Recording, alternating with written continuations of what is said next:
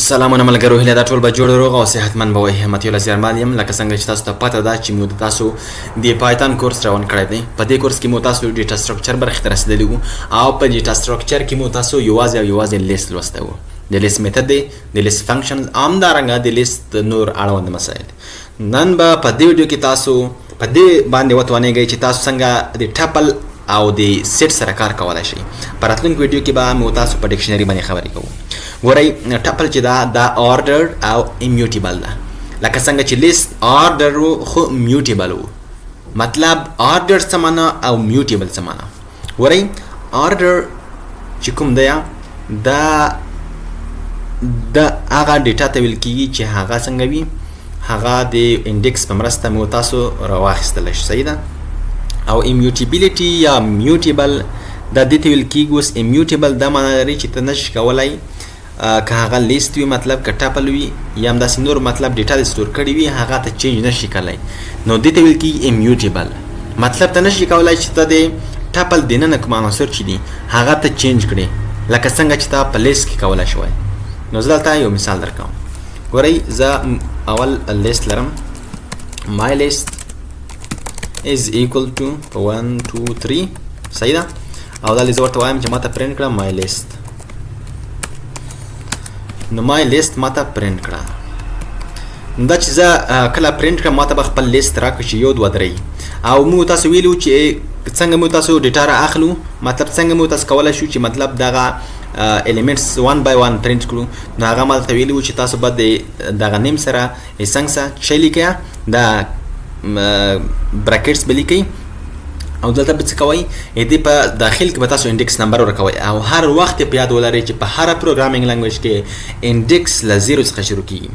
مطلب 1 د یو چې دی دا په 0 انډیکس پروت دی، 2 په یو انډیکس پروت دی او 3 په 2 انډیکس پروت دی. نو زه غواړم چې د 2 اکسس کوم. 2 څنګه اکسس کوم؟ دلته یو ورته لیکم، مطلب چې زه اول انډیکس پرنټول غواړم. نو کله چې زه دا ران کړم نو ماته 2 پرنټوي، ماته 2 پرنټ کړل. خو زه اوس غواړم چې دا 2 چینج کړم. هغه څنګه کولی شم؟ هغه داسې کولی شم my list به ولیکې او دلته ورته وایم چې د اول انډیکس چې پروت دی، مطلب د 2 دا زه د شلو سره مساوي کوم، مطلب دلې باید شل وي. نو کله چې زه دا پرنټ کړم ماته یو شل پرنټ کړل. یا که زه داسې مکمل لیست بیا پرنټ کړم په دې ډول سره، نو تاسو دلته ورته وګورئ مکمل لیست پرنټ کو یو شل او 3. مطلب دغه شل د 2 چې کوم دی یا په اول انډیکس کوم عادت پروت دی دا ما چینج کړو. خو تاسو دا کار په ټپل کې نشئ کولای. راځئ زه تاسو دلته ښیم. ټپل سوري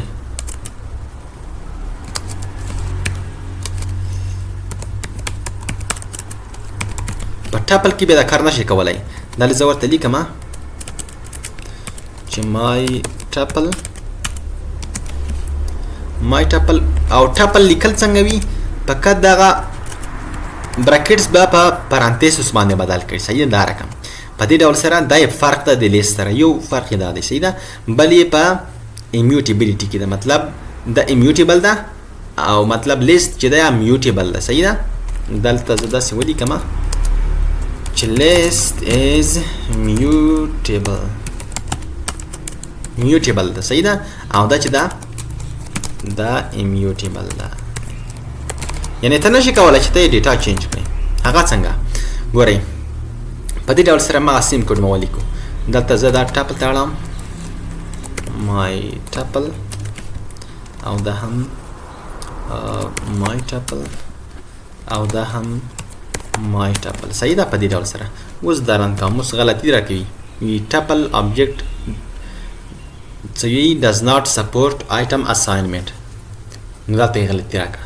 وی دغه ته نشي کولای چې دا مطلب تی ویلیو چینج کړي. صحیح ده. نو دا کار ته په ټپل کې نشي کولای. دغه فرق و. صحیح ده. او دا په کوم ځای کې استعمالېږي؟ په هغه ځایونو کې چې مطلب حتی ته نه غواړي چې ډیټا دې چینج شي. لکه څنګه لوکیشن ده. ګوره، location is equal to مطلب 22 اشاریه مطلب 3 او همدارنګه 1.0 14 دغه لوکیشن هیڅ وخت نه تغیریږي نو د دې لپاره تاسو لیست نشئ کارولای تاسو باید ټاپلز کار کړئ چې بعد چینج نشي ویلیو یې سمه ده نو هیله ده چې پرې پوه شوي یئ اوس لکه څنګه چې موږ تاسو په لیست کې میتد او فنکشنز ویلې لکه اپینډ پاپ همدارنګه نورې فنکشن ایکسټینډ دا فنکشن یې مې وویلې نو دوه فنکشن یې په ټاپل کې هم شته دي هغه چې دی یو کاونټ ده او بل هم انډیکس کاونټ څه معنا لري او انډیکس څه معنا لري methods of tuple صحیح ده اول نه چې کومه ده هغه tuple ده صحیح ده ویا سوري count ده صحیح ده اوس نامز نمبر لرم صحیح ده نامز is equal to یو دوه درې څلور په دې ډول سره صحیح ده دا لږ اوس څه ورته وایم دلته زه داسې ورته وایم چې پرنټ کړه ماته نامز ډاټ کاونټ کاونټ اوس څه کوي ګورئ کاونټ ته به یو عدد دغې فنکشن ته ورکوې په دغه کې یعنی یو الیمنټ به ورکوې چې دغه مطلب دوه الیمنټ چې په دوی کې دی یا دوه عنصر چې کوم دی د دوه عنصر دغه څو ځله تکرار شوی په دغه ټاپل کې دې لپاره دا استعمالېږي زه ورته یم چې دوه راته وښیه پاس به زه کمنټ کړم صحیح ده نو دا به اوس ماته څه وښیي او سوري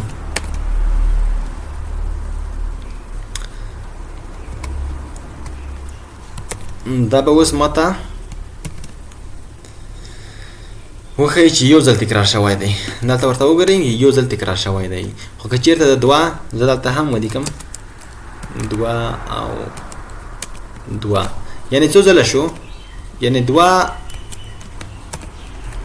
درې ځله شو نو اوس به وي چې درې ځله تکرار شوی دی درې ځله تکرار شوی وینې نو دلته اوس یو بله فنکشن ده چې هغه انډیکس ده صحیح ده انډیکس څه کوي انډیکس دا کوي چې زه غواړم چې دغه درې انډیکس نمبر پیدا کړم یا د څلور انډیکس نمبر پیدا کړم زه دلته ورته وایم چې د څلور انډیکس نمبر ماته راکړه د څلورم الیمنټ تاسو دلته کنفیوز نشئ زه غواړم دغه الیمنټ انډیکس نمبر پیدا کړم صحیح ده دغه انډیکس نه دی چې وایم درته څلورم انډیکس نه د څلور الیمنټ انډیکس زه غواړم پیدا یې کړم هغه څنګه اوس ماته او سوري زما څخه دغه لاس په دغه بل هغه لګي نو بخښه مه کوئ یارانو نو اوس به موږ ته د انډیکس راکړي پنځم بیا په پنځم انډیکس پروت دی 0 1 2 3 4 5 نو په پنځم انډیکس باندې څلور پروت دی دغه وا مطلب د دې ټاپل زده کړه صحیح ده همدغه تاسو په ټاپل کې بعد زده کړئ نور داسې څه نشته چې تاسو ټاپل زده کړئ او سیټ لږ فرق لري زه غواړم داسې زر یې تاسو ته تشریح کړم صحیح ده ګورئ سیټ بیا څه دی سیټ چې کوم دی ګوره سیټ دا د یونیک ویلیوز مجموعه ده یعنی تکراری ویلیو ګانې پکې نشي سټور کولی لکه څنګه چې په لیست کې کوي ګورئ موږ تاسو لیست لرو که نه زه اوس دلته نامز از ایکول ټو په څه شي سره یو دوه یو دوه درې وینئ ګوره تکراري ویلیو ګانې دي کې زه چې کله دا پرنټوم نو زه ورته وایم چې نامز دا دې پرنټ کړل اوس ماته ګوره چې راښیي ټول لیست یې را پرنټ کړو دا دی ټول لیست یې را پرنټ کړو یو هر څه یې را پرنټ کړل چې څه په لیست کې دي همدارنګه ټاپلز دا به زه ورته وایم چې لیست او دا به هم وایم چې ټاپل نو لیست او همدارنګه ټاپل تاسو دلته ورته وګورئ په دواړو کې زه دلته دغه ټاپل ته واړوم تر اوسه لیست و صحیح ده نو اوس به ګوره هېڅ فرق په ټاپل او لیست کې نشته مطلب دغه هغه تکراري ویلیوګانې هم ورته پرنټوي خو فرق یې د لیست د سیټ سره څه دی سیټ دا نه مني دلته ورته وایم چې سیټ او سیټ په څه شي باندې لیکل کېږي سیټ په دغه کرلی بریسز باندې صحیح ده د کرلی بریسز او دلته ورته وایم چې سیټ ماته پرنټ کړه اوس فرق ته وګورئ صحیح تاسو صرف فرق ته وګورئ یو دوه او درې ماته ټول الیمنټس پرنټ نه کړل ځکه چې دلته تکراري ویډیوز دي ماته فقط هغه ویډیوګانې را پرنټ کړې هغه الیمنټ یې پرنټ کړل چې هغه مطلب یونیک وي سمه ده هغه ډوپلیکیټ یې ټول ترې لرې کړل نو دغه سیټ چې کوم دی د ان آرډر دی او همدارنګه Mutable یا mutability دلته نشته دا ان آرډر دی او بل څه کیسه ده مطلب ته نشي کولای چې ته د انډیکس په واسطه باندې هغه شي دلته دغه ستاسو سره نه مني چې مطلب سیټ ماته 0 انډیکس راکړه دا مې ته غلطي راکوي set object is not subscribable نو دا مطلب انډیکس دلته نه مني او دا ان آرډر دی دا انډیکس هغه چې کوم تاسو په لیست او ټپل کې وي دلته نشته نو هله د ملګرو چې ویډیو مو خوښ شي وي یو بل خبره نه پات نه هغه داسې چې چیرته تاسو غواړئ چې empty list جوړ کړئ نو تاسو بس set is equal to په دې ډول سره نه لیکئ دغه ډکشنری ده که چیرته اوس زه دلته داسې ولیکم چې set 1 چې یونیک شي نو هلته زه ورته وایم چې ماته پرنټ کړه type of set 1 اوس ماته وایي چې دا ډکشنری ده صحیح ده دا کلاس ډکشنری وینئ دا ډکشنری شوه نو مطلب که چیرې غواړئ چې تاسو empty set ولیکئ نو تاسو به set فنکشن لیکئ دلته دا ډول اوس که چیرته زه پرنټ کړم دا وایي چې مطلب دا set ده set ته وینئ ملګرو هله دا چې ویډیو مو خوښ شوی وي که ویډیو مو خوښ شوی وي له ملګرو سره شیر کړئ او ما په دعاګانو کې یاد سره د خدای په امان کې اچوئ